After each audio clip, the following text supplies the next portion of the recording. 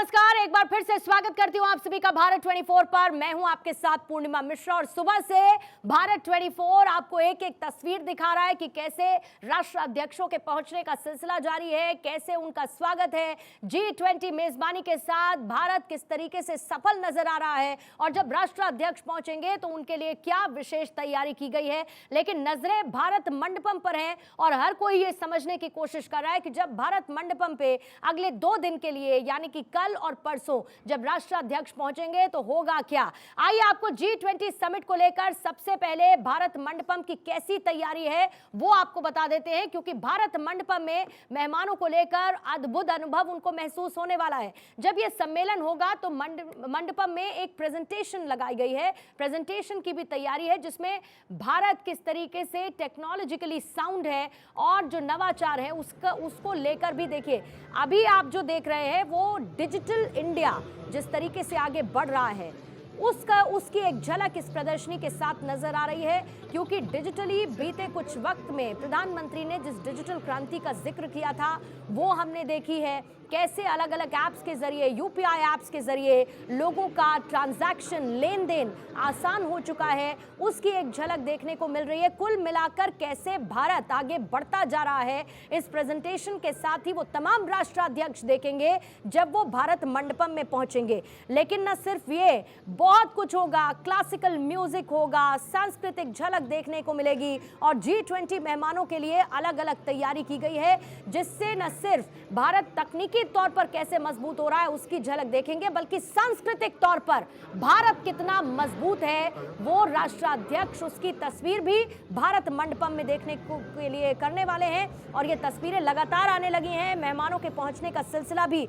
शुरू हो चुका है और वैश्विक नेताओं के स्वागत के लिए दिल्ली पूरी तरीके से तैयार हो चुका है। In which language you are comfortable? Hindi, English, English? English? Sir, left me out.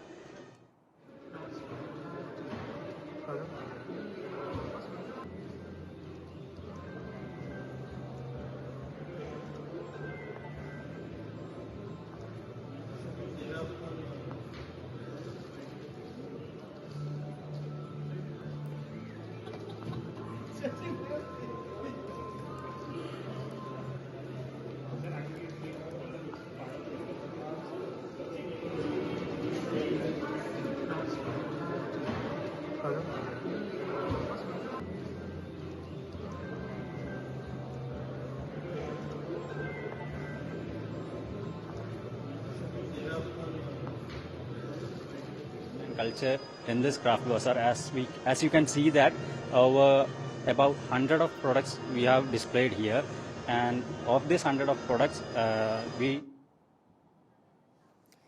तो G20 यानी कि ग्रुप ऑफ 20 वो देश इसमें शामिल है, एक वो समूह है जो एक साथ आगे बढ़ने के लिए मौजूद रहता है और जो ठाठ नजर आ रहे हैं देश की राजधानी दिल्ली के, इसकी तैयारी को लेकर वो देखते ही इस वक्त बन रहे हैं। लेकिन G20 के जो दस्तावेज वर्ल्ड बैंक के जो आए हैं उसी से जुड़ी अपडेट आपको दे देती हूं। वर्ल्ड बैंक के G20 दस्तावेज पर प्रधानमंत्री मोदी ने ट्वीट किया है, क्योंकि उसमें तारीफ हुई थी प्रधानमंत्री मोदी के कदमों की, उनके द्वारा लिए गए एक्शंस की तारीफ हुई थी और DPI द्वारा संचालित वित्तीय समावेश में भारत की छलांग, प्रधानमंत्री मोदी ने इसका जिक्र किया है। वर्ल्ड बैंक ने भारत के विकास को सराहा और 6 साल में वित्तीय समावेश लक्ष्य हासिल हमने किए हैं। जो काम 47 साल में नहीं हुआ वो 6 साल में किए गए हैं, ये प्रधानमंत्री ने लिखा है। मजबूत डिजिटल भुगतान बुनियादी ढांचा तैयार किया है। वर्ल्ड बैंक के G20 दस्तावेज पर लोगों को बधाई दी है प्रधानमंत्री मोदी ने। यह तीव्र प्रगति नव प्रवर्तन का प्रमाण है, प्रधानमंत्री मोदी ने कहा है। इसके साथ ही जब G20 की अध्यक्षता के लिए भारत पूरी तरीके से तैयार हो चुका था तो प्रधानमंत्री ने इसका भी जिक्र किया था कि कैसे हमें सामरिक तौर पर आगे बढ़ते हुए और विकास को आगे बढ़ाते हुए जो डेवलप्ड नेशंस हैं उनकी कतार में खड़ा होना होगा और उसके लिए प्रयासरत लगातार रहना होगा। यह प्रधानमंत्री की तरफ से जो ट्वीट किया गया है, India's leap in financial inclusion powered by digital public infrastructure. और उसके बाद प्रधानमंत्री मोदी ने उन तमाम बातों का जिक्र किया है जिसके लिए वर्ल्ड बैंक ने भारत की सराहना की है। मेहमान हमारे साथ बने हुए हैं, मोहम्मद अली शाह हमारे साथ बने हुए हैं, यूके देवनाथ सर हमारे साथ मौजूद हैं। इसके साथ ही हमारे साथ मौजूद है ग्रुप कैप्टन डी के पांडे भी, और डॉक्टर सुनील कौशिक भी हमारे साथ जुड़े हुए हैं, और ओझा जी भी हमारे साथ जुड़े हुए हैं जैसी मुझे जानकारी है। लेकिन क्योंकि पांडे सर आपसे मैं रिएक्शन नहीं ले पाई थी, कुल मिलाकर हम इसी की बात करें, तैयारी। और अभी अभी जो प्रधानमंत्री ने ट्वीट किया, वर्ल्ड बैंक ने जिस तरीके से भारत के कार्यों की तारीफ की, भारत के कामों की सराहना की, ये भी मुझे लगता है कि पंख जैसा ही है, भारत को महसूस करना चाहिए एक नई उड़ान के लिए। निश्चित रूप से ये कई मील के प्रस्तर जो है वो भारत के पास आ रहे हैं और हम इस दूरी को बहुत तेज़ी से सफलता के साथ कर रहे हैं। ध्यान रहे कि जो हमने 5वीं इकोनॉमी और फास्टेस्ट इकोनॉमी होने का जो श्रेय प्राप्त किया है वो ऐसे नहीं किया है, इसके पीछे बहुत प्रयास किए गए हैं और सतत प्रयास है। सबसे बड़ी बात है कि जो यूपीआई के क्षेत्र में, यूनिफाइड पेमेंट्स इंटरफेस के क्षेत्र में जो तरक्की की गई है, ये कई देशों के लिए एक नई अनूठी चीज़ है। इसके लिए इसलिए आप पाएंगे कि जो इंटरनेशनल ट्रेड प्रमोशन प्लेटफॉर्म है जिसको कि हम मंडपम कह रहे हैं, वहाँ पर इसके प्रॉपर इसको डेमोन्स्ट्रेशन के लिए जो है आयोजन किया गया है। और जैसे अभी पिछले हफ्ते जब वहाँ विदेशी मेहमान आए थे उनको भी दिखाया गया था कि किस प्रकार से यूपीआई ट्रांजैक्शन होता है, तो वो इतना सहज और इतना सरल है कि सब हतप्रभ थे कि क्या ऐसे मुल्क में जहाँ पर 140 करोड़ लोग हैं और यूपीआई बहुत सफलता के साथ और हर दिन उसमें जो हमारे स्टैंडर्ड्स हैं वो इम्प्रूव हो रहे हैं, तो ये सब बताता है किस प्रकार से वैज्ञानिक रूप से, आर्थिक रूप से और एक सुयोजित तरीके से हम आगे बढ़ रहे हैं। हमारा जो सपना है आगे तीसरी इकोनॉमी बनने का, वो ऐसे नहीं है, हम उसकी दिशा में कदम बढ़ा रहे हैं। जैसा कि पश्चिमी विश्लेषकों ने कहा है कि 275 तक आते आते भारत जो है वो अमेरिकी इकोनॉमी से भी आगे चला जाएगा। तो समय दूर नहीं, हमें प्रयास करने होंगे, जो हमारी ग्रोथ रेट है उसको बढ़ाना होगा अगर हम चाहते हैं कि निश्चित विश्व के इस आर्थिक मंच पर सर्वोपरि रहें। तो उसके लिए अब प्रयासों में हमें जारी रखना, हमारे एक्सपोर्ट्स जो इंपोर्ट्स हैं उस पर रोक लगानी होगी। चाइना के साथ देखिए हमने कितने प्रयास किए, कितने बैन किए हमने, उसके बावजूद भी अभी भी एक्सपोर्ट उससे बढ़ रहा है। क्यों? क्योंकि हमारी जो आर्थिक नीतियां रही हैं, देखिए चाइना को हैंडल करने का एक ही तरीका है कि जैसा कि प्रधानमंत्री मोदी ने कहा कि आप जो लाइन है उसके बड़े आगे एक लंबी रेखा खींचिए, तो वही आप, उसके अलावा कोई तरीका नहीं है, क्योंकि आप पास ऑल्टरनेटिव ज़्यादा नहीं है। आपको पहले वो सब ऑल्टरनेटिव क्रिएट कर रहे होंगे जिसके लिए हम निर्भर हैं चाइना पर, वो सब चीज़ें हमें देश में मुहैया हो तभी हम उसको उससे अलग हो पाएंगे। कहा जाता है कि detachment is not possible in isolation, detachment is possible by attachment only. आपको कहीं और जोड़ना होगा इन आवश्यकताओं के लिए, तभी हम चाइना को आगे जा पाएंगे। देवनाथ सर, आप अग्री करेंगे? क्योंकि मैं सिर्फ चाइना सेंट्रिक, वो प्रॉब्लमैटिक है और वो कोशिश करेगा कि वो प्रॉब्लमैटिक रहे, लेकिन जब हम ये देखते हैं, और मैंने कल भी इस बात का जिक्र किया था जब हम आसियान पर चर्चा कर रहे थे, कि प्रधानमंत्री मोदी का विजन ये है कि मुझे दूसरों की लकीर छोटी ना करके हमको अपनी लकीर को बड़ा करना चाहिए। आज जब हम बात कर रहे हैं कि 15 द्विपक्षीय वार्ता प्रधानमंत्री मोदी करेंगे, जिसमें शुरुआत आज जो बाइडेन के साथ हम देखेंगे, what should we expect from America with this bilateral talk? Purnima, America के साथ जब हम बैठेंगे, मोदी जी बैठेंगे जो बाइडेन के साथ, तो एक चीज़ तो बहुत क्लियर है कि अब भारत उस परिस्थिति में आ गया है कि भारत अमेरिका से कुछ नहीं मांगेगा, अमेरिका भारत से मांगेगा। अमेरिका को भारत से ट्रेन मैन पावर चाहिए, अमेरिका को भारत से सॉफ्टवेयर इंजीनियर चाहिए। अब तो अमेरिका भारत से हमारे इन्वेस्टर्स को अमेरिका जाने के लिए बोल रहा है। अगर आप आर्थिक स्थिति को देखें तो अमेरिका की इकोनॉमी अब उस हालत पे पहुंच चुकी है कि भारत को एक्सपोर्ट करके वो पैसा कमा रहे हैं, ना सिर्फ डिफेंस इक्विपमेंट वरन दूसरी कई चीज़ें भी। एक और चीज़ मैं बताना चाहता हूँ, अमेरिका भारत को पहले बायां हाथ में रखता था, अब भारत अमेरिका के राइट हैंड साइड में आ गया है। आप देख लीजिए, क्वाड का एग्जांपल देता हूँ, जहां दुनिया में चीन को मुकाबला करना है, अमेरिका को मालूम है कि अगर चीन का मुकाबला करना है तो उसको भारत का सहयोग चाहिए।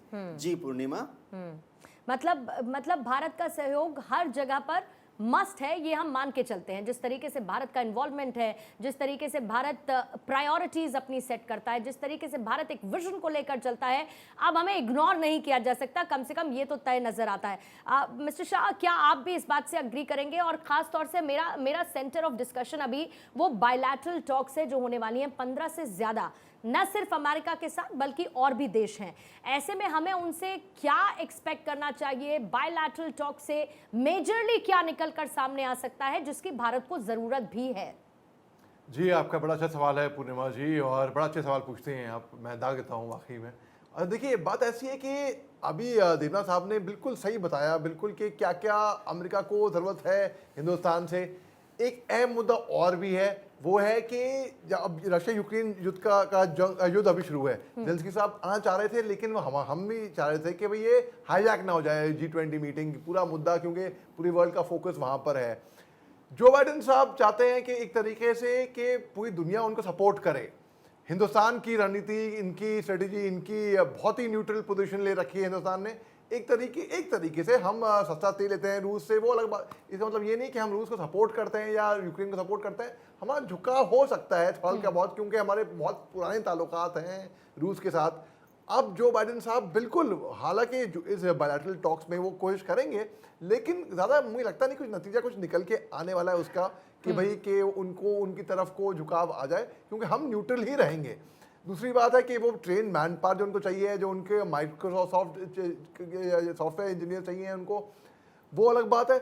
आप देखिए, अमेरिका को हिंदुस्तान से बहुत कुछ चाहिए। अमेरिका को ही क्या, बल्कि पूरे देश, पूरे दुनिया को हमारे देश से बहुत कुछ चाहिए।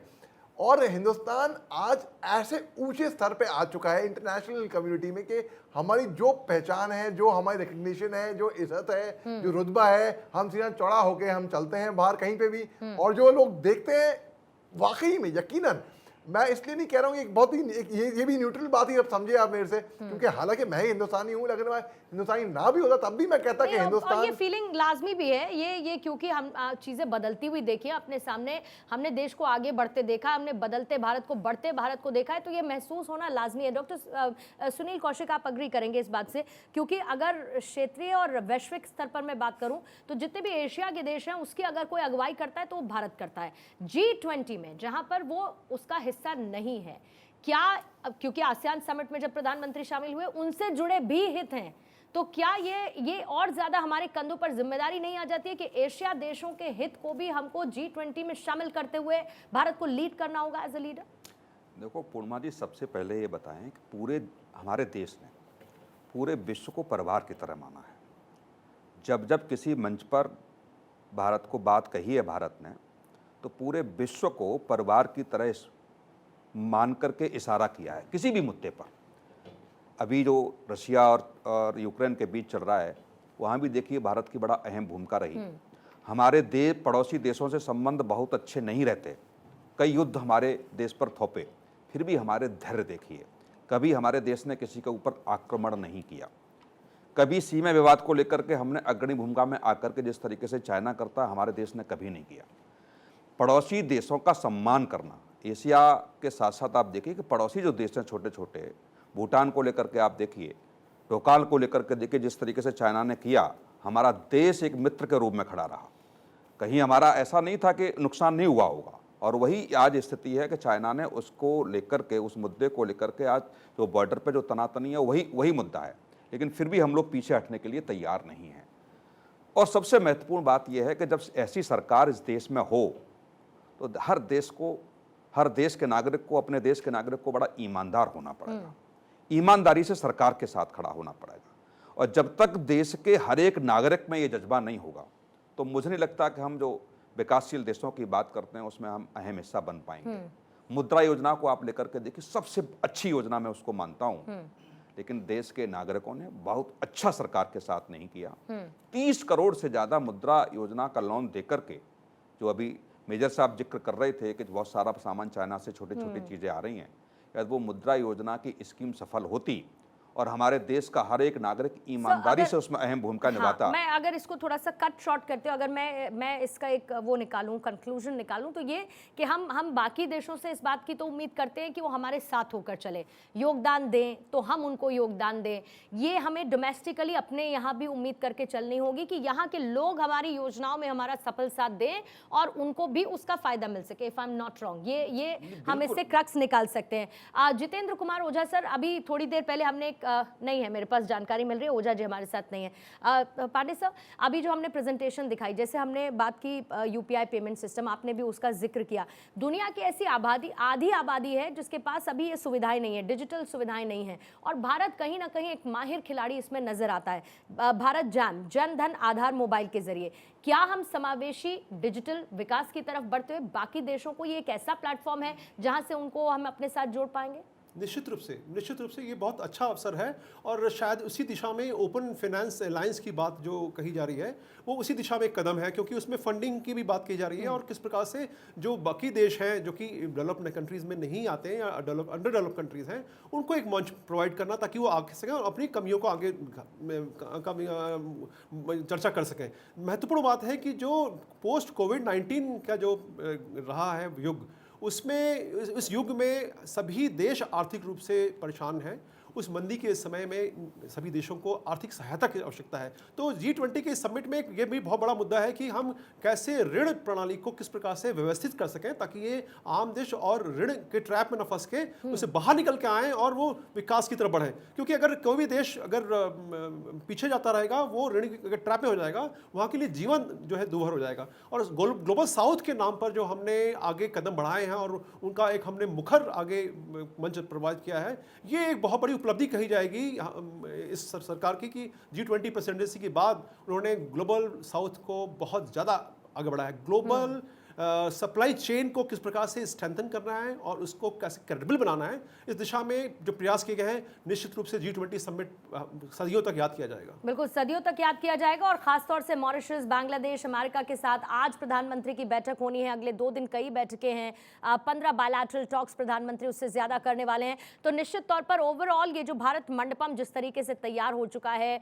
देश की राजधानी दिल्ली तैयार हो चुकी है, राष्ट्राध्यक्षों को हम स्वागत कर रहे हैं और G20 की मेजबानी हमारे हाथ में है, ये अपने आप में हमारे लिए एक स्वर्णिम अवसर है। क्योंकि देखिए, प्रधानमंत्री मोदी जो हैं वो इस टारगेट के साथ चल रहे हैं कि जब हम आज़ादी के 100 साल मना रहे होंगे, यानी कि 2047 तक, तो हम एक डेवलप्ड नेशन होंगे, ना कि एक डेवलपिंग कंट्री। और हमेशा इस बात को ग्लोबल मंच पर भी प्रधानमंत्री ने सामने रखा है कि जिस तरीके से बाकी विकसित राष्ट्र हैं वो अथाह संसाधनों में जो नहीं कर पाते, वो हम यानी कि भारत देश सीमित संसाधनों में पूरा करके दिखाता है, और इसीलिए हमारा देश भारत है। बहुत बहुत शुक्रिया आप सभी मेहमानों का इस चर्चा में शामिल होने के लिए।